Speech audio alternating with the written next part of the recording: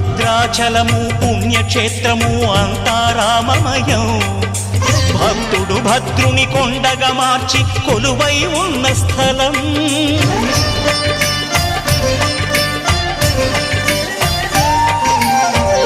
భక్తితో రామదాసు ఈ ఆలయమును కట్టించనయా. సీతారామ లక్ష్మణులకు ఆభరణములే చేయించనయా.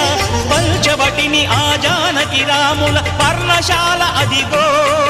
సీతారాములు జలకము దాడిన శేషతీర్థమదిగో.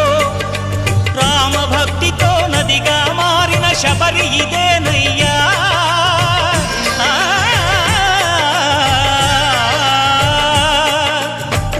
భక్తితో నదిగా మారిన శబరి ఇదేనయ్యా.